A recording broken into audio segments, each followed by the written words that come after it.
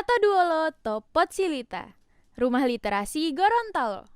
Selamat datang to Pod Silita, podcast Mo Silita. Oke, bersama saya Zen tentunya.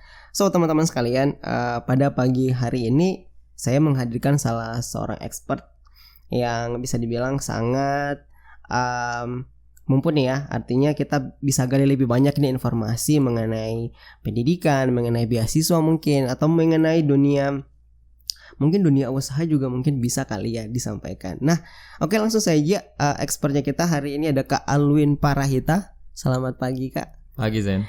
Oke, selamat pagi. Nah, mungkin bisa saya hello dulu sama teman-teman sekalian nih yang mungkin bakalan nonton nanti konten kita kali ini.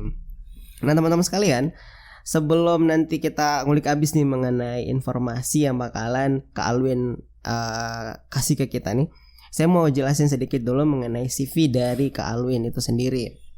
Nah, Kak Alwin pengalaman pekerjaan dulu ya mungkin ya. Oke. Sebelum nanti kita ke basically pendidikannya, mungkin pengalaman kerja dulu. Saat ini salah satu dosen di Universitas Negeri Malang.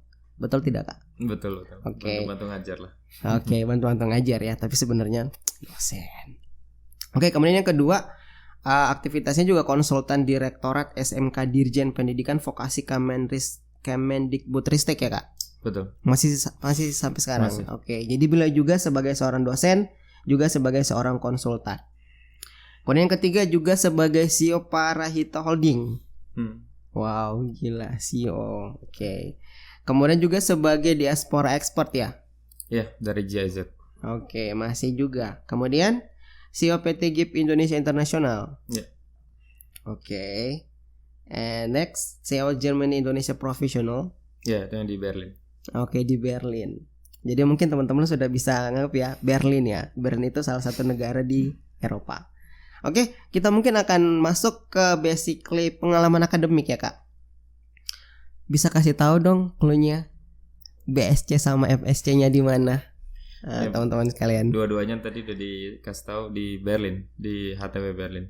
Oke, di HTW Berlin namanya. Berlin di Jerman. Oke. Di Jerman. Jadi itu jadi sekalian informasi. Kak Alwin ini basically S1 sama S2-nya itu di Berlin atau di Jerman.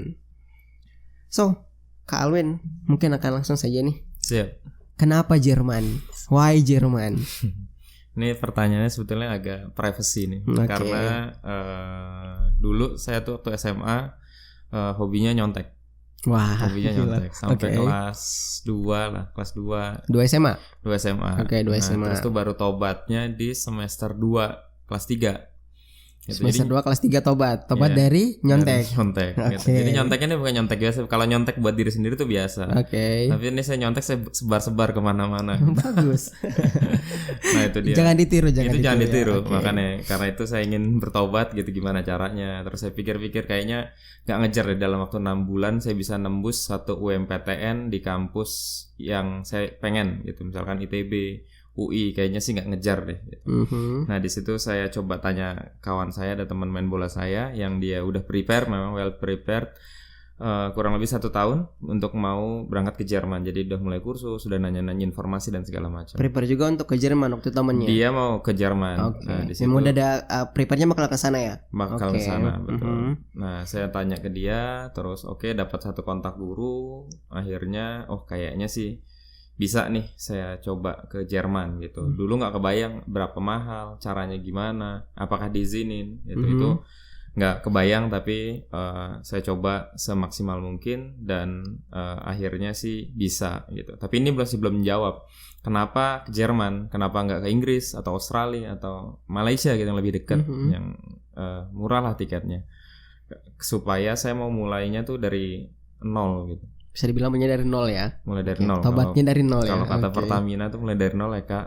Oke. Nah, itu supaya kalau yang negara berbahasa Inggris kan biasanya kawan-kawan saya tuh udah bisa lah bahasa Inggris, dan saya juga bisa tapi nggak jago gitu. Jadi Pasif ya nggak mungkin. fair nih, nggak fair nih. Jadi saya ambil yang bahasa Jerman lah, mulai dari nol. Waktu itu 14 tahun yang lalu atau 15 tahun yang lalu. Hampir tidak terkenal lah si bahasa Jerman ini, nggak kayak hari ini gitu. Mungkin itu alasannya.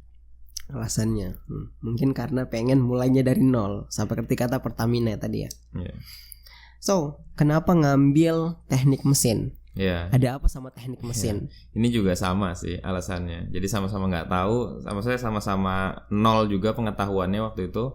Jadi kalau ke Jerman itu ada namanya college ya, mungkin bahasanya seperti penyetaraan. Karena SMA kita tidak dianggap setara dengan SMA-nya Jerman. Oke. Gitu. Jadi di situ SMA Indonesia ya? SMA Indonesia, betul. Okay. Jadi di situ kita belajar bahasa Jerman, matematik, fisika, pokoknya teknik dasar kita pelajari di situ. Itu walaupun kita udah lulus, saya masih belum kebayang sih waktu itu kuliahnya apa. Saya tanya-tanya orang, apa sih teknik yang susah gitu atau yang biasa diambil sama orang Jerman. Dia bilang teknik mesin atau teknik industri gitu. Ya udahlah saya ambil teknik mesin aja gitu. Kenapa teknik? Karena memang saya basicnya teknik waktu SMA. Jadi saya nggak bisa milih ke kedokteran atau ke ekonomi, bisnis, itu nggak bisa. Jadi saya ambil mesin, ya hanya cap-cip-cup aja sih. Katanya di situ susah, ya udah saya ambil aja sekalian gitu. Jadi saya suka keluar dari zona nyaman sih memang. Oke, keluar dari zona nyaman. Berarti pengen nantang adrenalin gitu ya. Mungkin lebih. Nah, ngomong-ngomong soal masalah Jerman nih. Gimana prepare-nya untuk tiba-tiba mau ke Jerman? Sampai mikirnya untuk ya udah mau ngambilnya Jerman gitu. Sementara kan kalau kita lihat, kalau dari yang Kak Alwin kasih tahu tadi nih, teman itu kan udah prepare dia selama mungkin 1 tahun, udah kursus lah, udah prepare inilah itulah gitu untuk prepare. Kak Alwin yang 6 bulan itu gimana? Ya, mungkin kalau secara nyata itu aku siapin semuanya tuh nggak lebih dari 4 bulan sih sebenarnya. Minimal harusnya 6 bulan. Minimalnya 6 bulan. Minimal tapi Kak Alwin 4 bulan. Tapi aku 4 bulan karena ya itu aku mulainya telat waktu itu. Aku tanya orang tua aku dulu segala macam. Jadi belajar bahasanya 3,5 sampai 4 bulan. Alhamdulillah sih masih lolos tuh ujian intermediate lah, B1 kalau di Goethe tuh B1, alhamdulillah masih lulus. Setelah itu informasi lainnya aku coba cari orang yang menurutku masuk akal lah penjelasannya gitu. Jadi nggak gampang-gampangin juga tapi nggak nakut-nakutin gitu. Nah tapi kan aku dibantu juga sama guruku itu. Jadi dari situ aja sih sebetulnya persiapannya. Aku nggak kayak mungkin anak-anak zaman sekarang bisa YouTube, bisa apa segala macam. Zaman dulu nggak segampang kayak hari ini gitu. Jadi ya udah modal nekat aja sih sebetulnya. Bismillah aja gitu ya. Bismillah. Restu dari orang tua gimana? Ya kalau restu dari orang tua sebetulnya nggak gampang tapi nggak susah ya. Kalau ibu biasanya memang relatif nanya kenapa gitu. Nah kalau ayah tuh ya sudah, dia justru seneng nih kalau orang anaknya tuh, kebetulan bapak saya sangat mendukung gitu. Dia nggak nanya berapa mahalnya, ya udah daftar aja dulu, nanti kasih tahu biayanya berapa, nanti bapak yang cari uangnya, kurang lebih seperti itu gitu. Jadi bapak saya tuh nggak pernah sekalipun seingat saya berangkat ke tempat les atau agensi yang bantuin saya itu untuk bayar, itu nggak pernah. Jadi saya yang berangkat sendiri, saya bayar sendiri gitu. Seperti itu sih. Oke. Bener Kak, untuk ngomong-ngomong masalah kuliah S1 sama S2 di Jerman, basically beasiswa atau reguler atau gimana? Mungkin bisa dibilang beasiswa tangan sendiri ya. Jadi beasiswa tangan sendiri. Nah mungkin bisa dijelaskan tuh beasiswa tangan sendiri itu gimana? Karena saya juga bingung. Oke. Jadi salah satu syarat orang kuliah di Jerman itu ada namanya block account atau deposito. Deposito. Jadi orang tua menabung satu amount tertentu gitu dulu, 7.000 euro di Bank Mandiri. Terus ditransfer ke Bank Jerman, cuma untuk menunjukkan bahwa anak saya selama 1 tahun ke depan tidak akan ngerepotin negaramu, istilahnya seperti itu. Itu dibikin sama orang tuaku. Jadi setelah aku sampai ke sana, aku punya account Bank Jerman 7.000 euroan. Separohnya tuh aku bisa aku dulu nggak ada pembatasan. Jadi separohnya aku ambil, aku balikin lagi ke Indonesia. Dulu aku nggak pikir apa sih ini maksudnya, kenapa harus dibalikin. Setelah 2-3 tahun di Jerman, oh mungkin ini duitnya minjem kali ya gitu. Mungkin kalau nggak salah mungkin kayak gitu ya. Nah setelah itu aku punya duit sudah sekitar 3.000 euro, itu aku pakai buat hidup 1 tahun di Jerman. Di Jerman gitu. Itu untuk college. Penyetaraan ya? Ya, penyetaraan tuh belum masuk kampus tuh. Nah setelah itu kan duitnya udah tipis tuh, aku nggak kerja sama sekali. Nah terus habis itu di tengah perjalanan itu tuh di dalam 1 tahun itu aku tinggal sama orang Indonesia yang dia kerja di restoran. Jadi setiap dia kerja tuh mungkin seminggu 3 kali 4 kali, khususnya weekend dia tuh kalau balik malam jam 11-an dia ngeluarin dari kantongnya gitu. Drak ditaruh di atas kulkas gitu, dia hitung lah tuh duit-duit lecok, duit-duit 2 euro, 1 euro dihitung. Ini duit tipnya aja. Jadi dalam 1 malam tuh uang tipnya mungkin bisa 40 euro sampai 60 euro. Gajinya aja nggak segede itu gitu, tapi dari tip aja dia udah bisa hidup gitu, istilahnya kayak gitu per kerja. Dari situ besok paginya nggak tahu kok kesambat setan apa waktu itu ya, tiba-tiba nelpon ibuku. Nelponnya masih apa ya, zaman dulu tuh masih pakai telepon kartu. Jadi kita ke pinggir telepon umum, terus dingin pakai kartu, kita putar tuh, dikasih masukin kartu seret, terus baru kita masukin nomor Indonesia ibu kita, orang tua saya telepon, Bu, udah mulai sekarang nggak usah transfer lagi. Padahal emang sampai saat itu belum pernah transfer dia.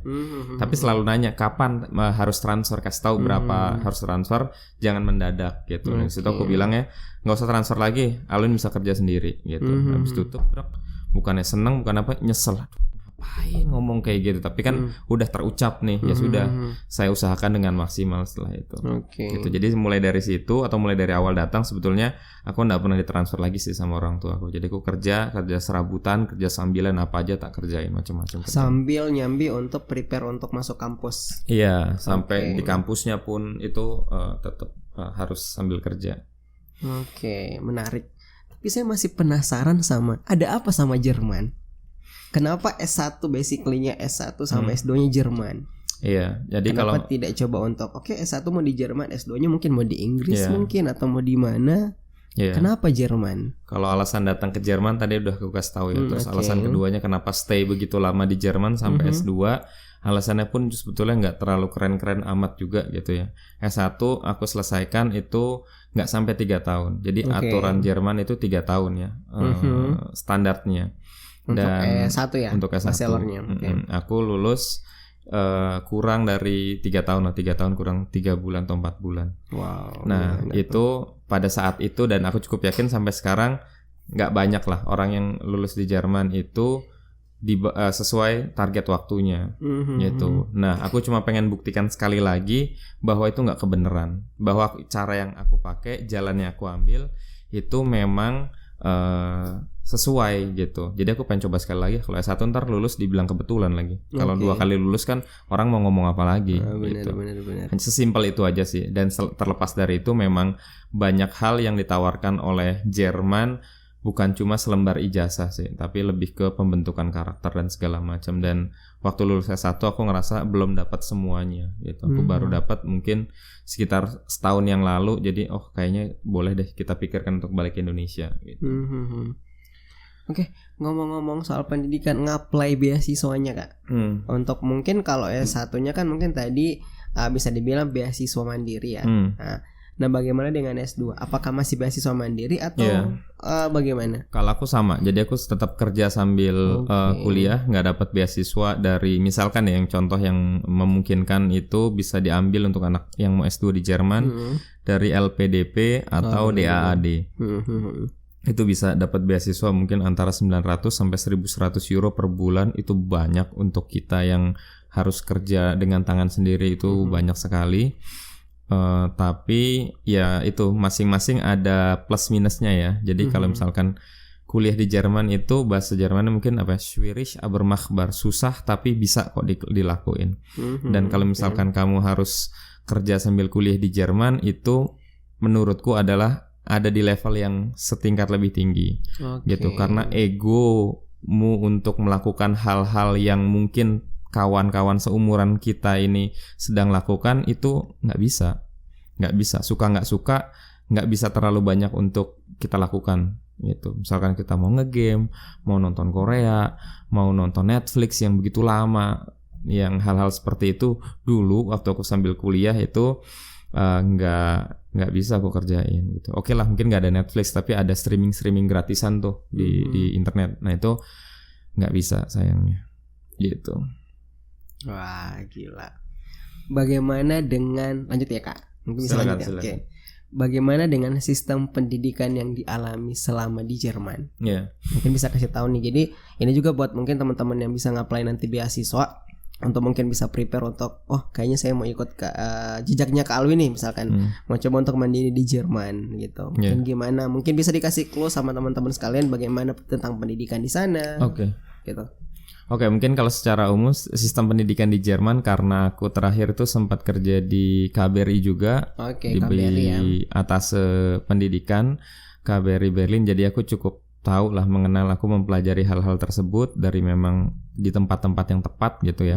Salah satunya pendidikan Jerman itu mengarahkan kita untuk bisa memilih gitu. Mungkin sampai hari ini pendidikan kita nih, negara kita belum mengarah sampai ke sana gitu. Jadi misalkan kamu mau kerja jadi apa? Oke, saya mau jadi dokter, saya mau jadi pilot gitu. Maksudnya ini standar. Entah siapa yang memulai dokterin ini, tapi itulah dua jenis pekerjaan yang mungkin kalau kita kecil mungkin kalau jadi dokter nih kita masuk surganya gampang gitu.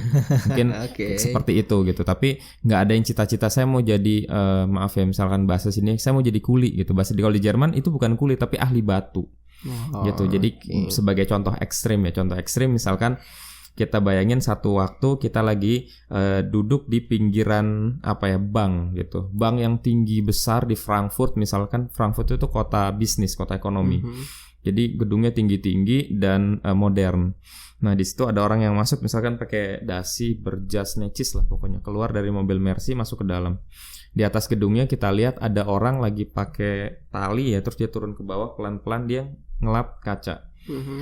Belum tentu pada hari itu orang yang masuk dengan dasi itu gajinya lebih besar daripada orang yang lagi ngelap kaca itu, lagi bersihin kaca itu. Kenapa? Karena setiap pekerjaan punya resiko, punya Gegenleistung, punya bayaran yang sesuai memang di sana. Jadi mereka punya kebanggaan, mereka punya rasa cukup gitu dari apa yang mereka hasilkan, walaupun mereka hanya misalkan kuli batu atau ahli batu atau misalkan ahli potong kaca gitu. Jadi jenis-jenis pekerjaan di Jerman tuh sangat spesifik, benar, dan bisa bisa dikerjakan atau dilewati dengan pendidikan vokasi yang mumpuni gitu, tentang Ausbildung. Detailnya nanti mungkin kita bisa bahas di lain waktu gitu. Wow, keren banget sumpah.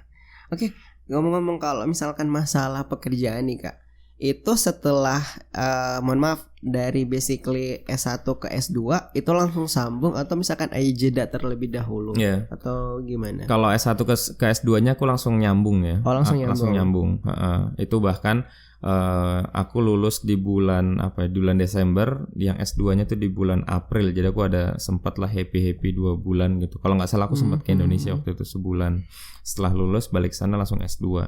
Nah tapi S2-nya itu aku sengaja nggak langsung luluskan. Jadi S2 itu kalau lulus lancar 2 tahun sekolahku.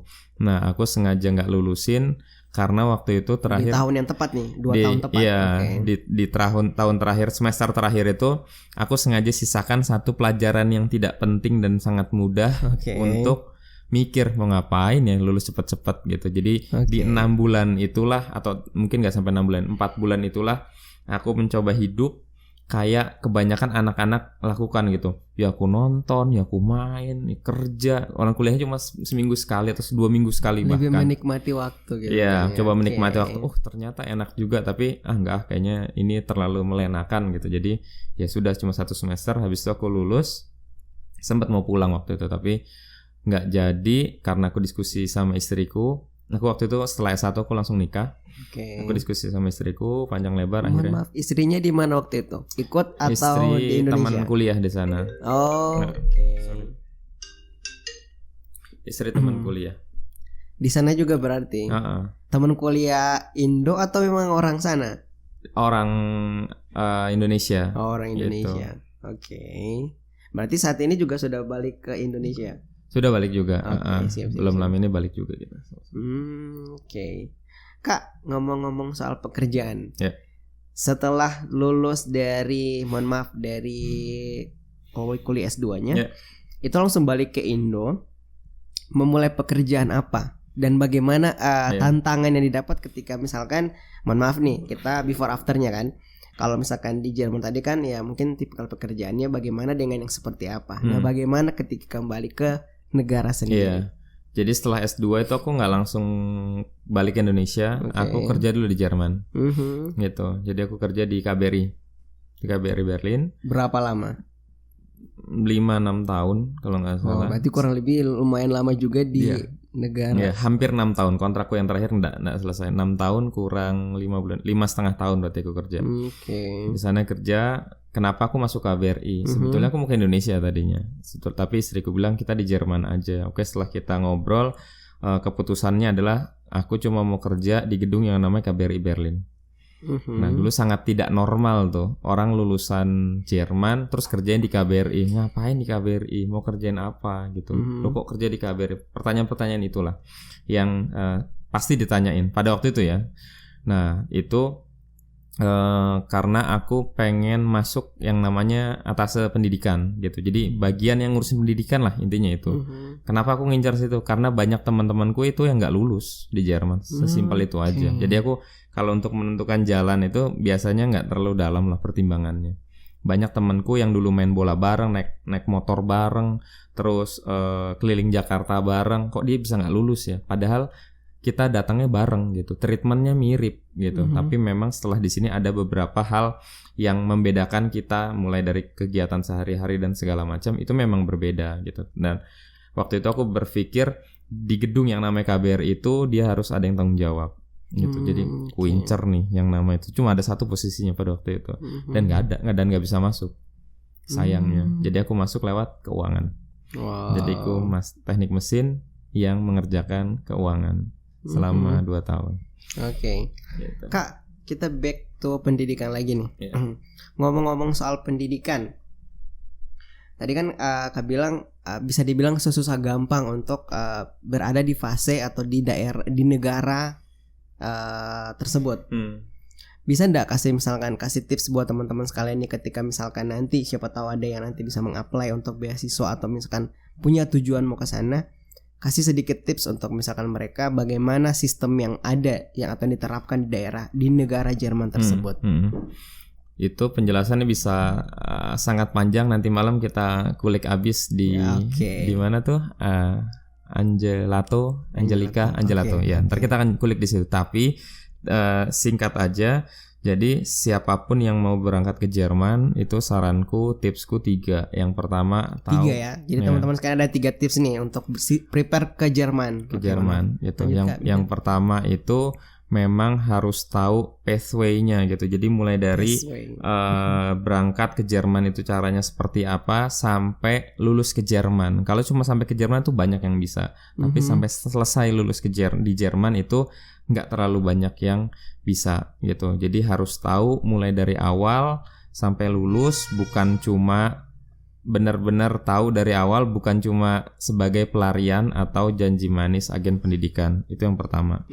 Terus yang kedua, informasi teknis seperti visa, asuransi, izin tinggal, hal-hal semacam itu juga harus tahu dan jangan mencoba ngakal-ngakalin di hal-hal tersebut. Kalau misalkan itu lancar, harusnya kita punya banyak waktu, atau ini bisa meminimalisir effort dan waktu sehingga bisa dimaksimalin untuk belajar. Yang terakhir, mindset sama mentalnya sih memang nggak mesti langsung semua punya ya, tapi perlahan itu terbentuk. Jadi kita bisa memenuhi standar minimal lulus di Jerman itu seperti apa gitu. Jadi kalau misalkan aku udah sekian ratus orang nih aku temuin anak kuliah di sana, atau sekian ribu orang, itu aku bisa ngelihat sekilas aja nih anak akan lulus atau nggak lulus. Ini anak S3 gombal atau dia bener-bener emang susah kuliahnya dan segala macam. Oke. Ngomong-ngomong soal yang tadi Kak Alwin sempat bilang kan, banyak orang yang mungkin mudah untuk ke sana, tapi hanya akan sedikit orang yang bisa selesai. Why? Kenapa penyebabnya? Atau apa penyebabnya? Mungkin bisa kasih gambaran. Iya, penyebab yang utama itu beda ekspektasi ya. Beda ekspektasi. Pendidikan di Jerman itu seperti apa, harapannya dia seperti apa, yang diharapkan dia seperti apa dengan kenyataan di sana. Gitu. Itu yang pertama. Itu pintu pertama banyak yang gagal itu. Terus yang kedua itu mereka dengan waktu yang tersedia tidak mau atau tidak mampu, ya mungkin tidak mampu sih, nggak mungkin sih, tidak mau mengadjust kemampuannya, mindsetnya, pikirannya untuk sampai oh iya saya ini bisa nih sampai lulus di Jerman gitu. Mereka lebih banyak tuh mencari alasan, mencari pembenaran gitu, blaming someone, blaming something gitu. Nah, menurutku itu yang tipikal anak Indonesia yang di sana tuh seperti itu gitu. Jadi mencari pembenaran supaya sedikit lebih cantik, lebih ganteng, lebih baik, lebih jujur, lebih apapun di depan orang-orang itu gitu. Padahal sayang. Padahal waktu dia mencari pembenaran itu, dia menutup kemungkinan dia mendapatkan hikmah, pelajaran dari hal-hal yang dia bisa harusnya ambil. Oke. Banyak nih. Jadi keren banget nih teman-teman sekalian yang bisa untuk nanti prepare untuk mau ke sana ya Kak. Oke, mungkin saya akan lebih mengerucut lagi ke bagaimana awal mula atau pertama kali nginjak Berlin. Iya. Nginjak Berlin pertama kali aku sama ya kayak anak-anak baru lainnya, kan? sama noraknya gila. gitu, sama noraknya. Jadi waktu salju pakai sendal jepit, pakai sendal Crocs gitu, keluar nggak pakai jaket tebel gitu. Itu orang Indo tahan dingin biasa lah, standar gitu. Dengan itu kayaknya kita ingin menunjukkan kita ini kuat, kita ini biasa gitu. Cemen lah kayak gini, ya gaya-gaya gitulah ya. Padahal itu nggak ada gunanya juga ya, yang ada nyiksa diri. Jadi kulit tuh langsung kita kasar kayak komodo gitu. Kayak komodo. Mungkin komodo itu dulu asalnya dari tropis dia ke salju karena kasar banget kan. Nah itu kita bisa sampai kayak gitu tuh. Jadi di punggung jari, di pinggul. Untung nggak bersisik ya Kak. Itu benar bersisik dan persis jadi kayak komodo gitu. Jadi berdarah gitu. Oh iya. Bener sampai berdarah gitu. Saking keringnya karena kita nggak pakai lotion. Gitu habis mandi kayak bencong pakai lotion gitu. Atau kita nggak pakai lip balm gitu. Bencong banget pakai lipstick. Ada lip balm bukan lipstick gitu. Nah, yang kayak gitu-gitu sama sih. Saya sempat lewatin juga dan ya proses juga. Setelah itu saya tahu lebih penting sebenarnya udah pakai lotion aja, lebih nyaman, nggak sakit. Kering tuh sakit, dingin itu sakit juga gitu, nggak nyaman juga gitu kalau terlampau dingin gitu. Jadi awal-awal sih sebetulnya mirip-mirip aja, nggak langsung saya well prepared banget, enggak sih pada waktu itu. Tapi saya mencoba mengadjust di waktu yang saya punya ke ke standarnya Jerman. Jadi saya bisa lulus gitu aja. Bagaimana standar atau penyesuaian atau tanggapan respon lah dari anak-anak terhadap Kak Alwin itu sendiri? Kan bisa dibilang nih, anak baru Indo lagi gitu kan. Biasanya seperti itu kan. Apalagi kita dari Indonesia itu kadang yang beberapa yang saya baca, artikel yang saya baca itu kadang ketika misalkan kita mau pergi ke negara yang berbeda, itu pasti kadang orang Indonesia itu kadang kayak disepelekan atau mungkin bisa dibilang cemen atau apa begitu. Nah, itu gimana mematahkan itu? Kalau di mata orang Indonesia sendiri sih ya normal ya, dia dianggap anak baru, cupu segala macam itu sah-sah aja, sebenarnya wajar-wajar aja. Tingkah kita juga tengil ya. Itu hal yang wajar gitu. Sempat sih ada yang kejadian lucu ya. Waktu itu ada semacam workshop gitu. Workshopnya tuh workshop apa ya? Entah interkultural atau apa gitu. Intinya di situ adalah workshop minuman keras gitu. Jadi kalau misal mau gaul nggak apa-apa lah, gaul aja di tempat itu, yang penting nggak usah minum alkohol gitu. Diajarin tuh minumnya jangan minum cola, cemen banget, apa orange juice gitu. Minumnya tuh kiba tuh kirsch bananen. Jus cherry sama jus pisang. Nah, jadi kuning sama merah gitulah, kayak mirip sirsak sama jambu digabung, mirip-mirip kayak gitu.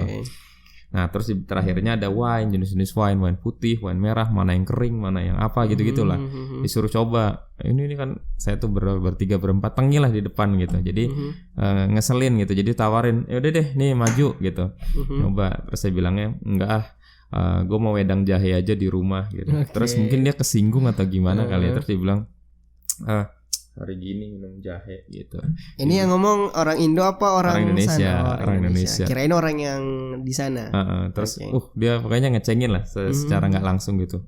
Songong banget nih. Habis itu saya langsung berikrar dalam hati, lihat aja ntar yang lulus duluan gue nih daripada dia. Wah gila nih. Nah, akhirnya sih benar dia nggak habis selesai. Terus habis itu saya lulus juga. Saya lulus di Jerman gitu. Terus kalau misalkan dia orang Jerman, sebetulnya orang Jerman sama sih, hampir sama lah kayak layaknya orang dimanapun, termasuk orang Gorontalo mungkin mirip-mirip aja gitu. Tapi bedanya mereka memang tidak tidak guyup ya. Kita kan baru kenal tuh langsung ayo nginep di rumah saya. Nggak kenal tuh padahal, atau udah makan belum, udah sholat belum, nanyanya tuh baik gitu. Di sana kalau nggak kenal ya diem aja, nggak akan negor, nggak akan apa.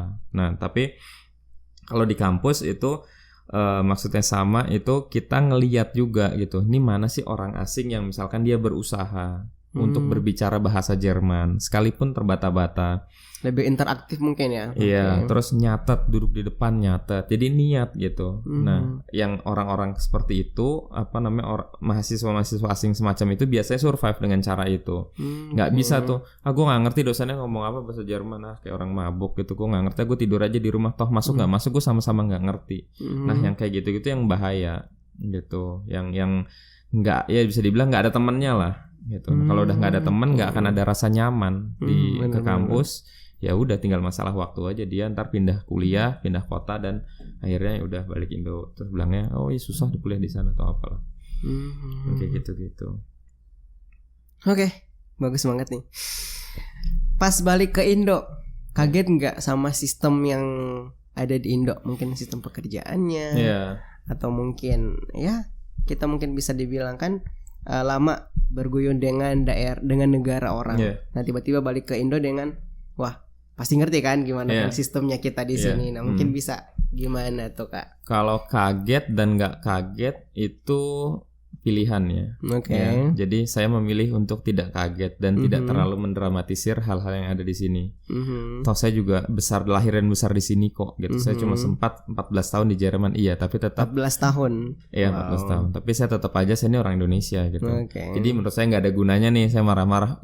Gila nih Jakarta panas banget nih, macet banget dari sistem dulu ya. Dulu udah kayak gitu gitu. Jadi saya memilih untuk tidak mengotori pikiran saya dengan hal-hal semacam itu gitu. Nggak buang-buang waktu, nggak buang-buang energi itu. Terus sisanya sih menurut saya berkeyakinan di mana kita berusaha di situ sih kita bisa sih kayaknya sih. Di mana kita berusaha di situ kita bisa. Iya, jadi modal usaha aja. Modal usaha ya, teman-teman. Ya, ntar yang lainnya akan ngikutin kok, networking, rezeki berupa macam-macam itu dia akan ngikutin sendiri kok. Gitu, tanpa harus dikejar-kejar banget.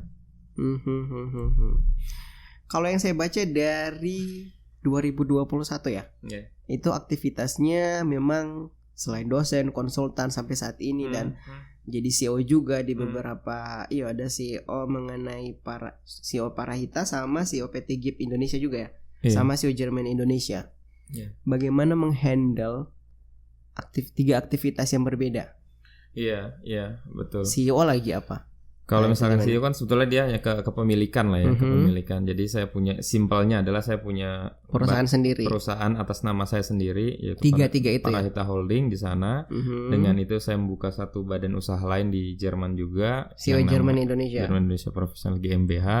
Lalu saya buka di Indonesia juga. CEO PT GIP Indonesia. Iya, dan ini tiga entitas ini sebetulnya berkaitan satu sama lain. Gitu. Jadi effortnya mungkin secara administratif tapi secara konten dia mirip-mirip aja kok gitu, justru saling mendukung satu sama lain itu. Sisanya dosen dan segala macam memang paralel saya kerjakan gitu, karena saya berkeyakinan kalau di Indonesia kerjaannya cuma satu kayaknya nggak nutup deh gitu. Jadi makanya saya meluangkan waktu untuk mengerjakan hal-hal yang lain gitu, yang sebenarnya ada beberapa lagi yang nggak tertulis di situ, tapi tetap saya coba saya kerjakan supaya saya reach my limit gitu.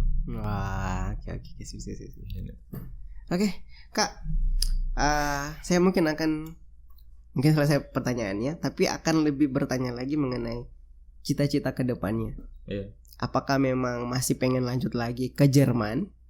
Untuk basically mungkin S3 kali ya.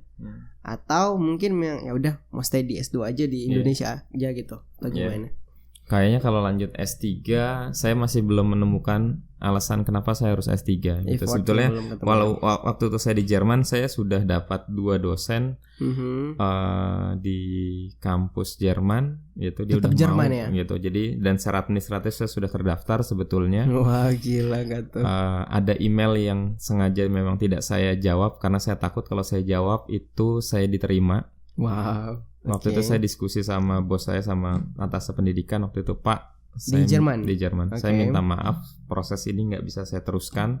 Saya Mhm. takut nanti saya nggak pulang-pulang ke Indonesia gitu. Oke. Paralel saya udah urus beasiswa saya juga di LPDP, dan kampus saya itu termasuk kampus yang boleh mendapatkan beasiswa LPDP. Jadi seharusnya nggak masalah. Saya kenal juga sama orang yang ngurus LPDP karena waktu itu Wah. ke Jerman saya yang nge-guide juga, saya yang bawa mereka ke sana sini gitu. Jadi saya udah pegang tuh sebenarnya, cuma enggak deh, kayak coba saya memilih untuk mencoba mencari jalan ke Indonesia gitu. Jadi kalau S3 saya nggak menemukan alasannya sampai sekarang, kecuali Belum menemukan ya? Saya belum menemukan Bukan tidak alasan. menemukan tapi belum Betul, menemukan. saya belum Oke. menemukan alasannya gitu. Kalau misalkan hanya untuk meneruskan kembali ke Jerman, saya bisa kembali sewaktu-waktu kok ke Jerman anytime dengan kepentingan A, B, C, D, F, G, dan itu bukan S3 gitu. Oke. Jadi saya punya pilihan gitu. Terus cita-citanya apa? Mhm. Cita-citanya sebetulnya saya tetap masih pengen berkembang ya. Saya pengen tahu sampai mana sih polnya gitu. Mhm. Dan saya selalu bersyukur gitu. Saya punya banyak pilihan gitu. Dan saya nggak ngelihat usaha-usaha itu hasilnya karena saya sendiri, enggak lah, ini pasti karena ridha Allah gitu. Dan yang paling saya syukuri adalah saya punya banyak pilihan gitu. Termasuk misalkan saya ada di Gorontalo, itu salah satu pilihan gitu. Oh, saya bisa pergi ke sana sini. Saya mau ke Gorontalo, saya pengen lihat RLG gitu. Memang saya pengen ketemu Ustadz Aan gitu. Karena saya sekian tahun yang lalu kita pernah ngopi bareng, saya bilang saya akan datang ke Gorontalo gitu. Jadi saya mencoba melunasi lah salah satu janji saya untuk datang ke sini gitu. Jadi simpel itu aja sih sebetulnya gitu. Oke. Good. Oke, terima kasih Kak. Terima kasih banyak nih atas waktunya. Siap ya. Mungkin bisa kasih pesan dan kesan atau mungkin tips sama trik untuk teman-teman, mungkin anak-anak RLG atau mungkin ya calon-calon mungkin penerus ke Alwin untuk di Jerman nantinya. Iya. Mungkin saya baru semalam lah di. Sama mungkin ada bahasa-bahasa Jermannya itu yang pengen banget didengar nih. Mungkin jadi kan teman-teman tuh kan kayak, wah ini kayaknya nggak mungkin kuliahnya di Jerman. Kayaknya nggak ada bahasa-bahasa Jermannya. Oke, jadi buktikan nih Kak. Iya. Saya coba jawab pertanyaannya dulu ya. Oke. Semalam saya di Gorontalo, saya muter-muter sekian putar kali putar kali ya. Iya, sekian kali muter di sini ya. Saya lihat sebetulnya Gorontalo punya banyak banget potensi untuk berkembang gitu. Yang saya suka itu kenapa saya bisa bilang gitu? Karena di sana sini isinya masalah gitu. Jadi, wah gila. Di mana ada masalah. Iya, jadi mana-mana ada masalah, disitulah ada peluang gitu. Jadi anak-anak muda itu yang ada di sini harusnya bisa memanfaatkan hal itu. Banyak banget. Ngasal aja tuh perlu jadi peluang. Ngasal jadi peluang gitu. Yang pasti harus niat gitu. Harus niat saya mau buat apa, masalah apa yang mau saya selesaikan. Coba lakukan itu dengan apa ya? Dengan rutin, dengan effort yang cukup gitu. Harusnya akan jadi hasil sih gitu. Beda kalau misalkan ke Jakarta. Oh ya, ke Jakarta kita bisa gampang kerja. Enggak, justru itu di Jakarta kebanyakan orang pintar, kebanyakan orang licik, kebanyakan orang apa udah hampir keisi semua gitu. Jadi kalian harus lebih pintar, lebih licik daripada mereka itu semua. Nah, di sini tuh enggak perlu segitunya deh kayaknya untuk sampai level itu gitu. Jadi itu yang pertama. Terus yang kedua, berapa kali saya dengar orang ini jamnya jam Gorontalo gitu. Nah, mungkin orang Gorontalo tahu nih artinya apa tuh jam Gorontalo. Ya. Saya nggak perlu jelaskan di sini gitu. Nah, mungkin di situ salah satu perbedaannya gitu. Jadi mulailah dari situ. Jadi bawalah jam bukannya jam Gorontalo tapi jam Jakarta atau jam Jerman gitu. Jadi itulah kita punya pembeda gitu. Kalau misalkan barang itu namanya istilah bisnisnya unique selling point, USP-nya kita harus punya gitu. Apa sih bedanya Zen sama yang lain? Oke. Gitu. Kalau nggak ada bedanya ya akan susah jualnya gitu. Sesimpel itu aja. Kalau misalkan kita punya 10 unique selling point, berarti kita bisa jual 10 barang yang berbeda ke banyak customer yang berbeda. Nah, itu yang akan menjadikan lagi-lagi pembeda kita sama yang lainnya gitu. Dan kalau misalkan ada 10 orang yang seperti itu di Gorontalo, kayaknya cukup untuk memperbaiki ini kalau kata Bung Karno. Oke. Ya. Cukup 10 pemuda ya dapat menguncangkan dunia. Mungkin itu ya kalau misalkan pesanku untuk kawan-kawan yang di sini. Am Ende wollte ich mal auch mal sagen, dass ich mal auch ein bisschen Deutsch sprechen könnte, weil ich dort in Deutschland fast 14 Jahre gelebt bin. Das war's von mir. Danke für die Gelegenheit. Auf Wiedersehen. Oke, translate-nya ada di bawah sini kali ya. Oke, mungkin bisa dikasih tahu nih Kak, apa sih kata-kata tadi tuh? Iya. quotes-nya mungkin. Ya terakhir Biar aku teman-teman juga kan. Oh ya kayaknya itu deh. Oke. Nggak, terakhir aku cuma bilang ya aku juga bisa lah ngomong bahasa Jerman sedikit-sedikit karena aku 14 tahun tinggal di sana. Oke. Terus terima kasih atas kesempatannya dan sampai jumpa lagi. Oke, terima kasih banyak Kak Alwin atas waktunya. Sampai ketemu lagi di waktu-waktu yang berikut. So, terima kasih banyak juga teman-teman sekalian yang sudah mau mendengarkan dan mau menonton video ini. Dan diharapkan untuk teman-teman yang mau prepare ke sana wajib nonton video ini. Jangan lupa like, subscribe, dan komen tentunya untuk potensi kita untuk buat konten selanjutnya. Terima kasih Kak atas Sama-sama, waktunya. Wassalamualaikum warahmatullahi wabarakatuh. Waalaikumsalam.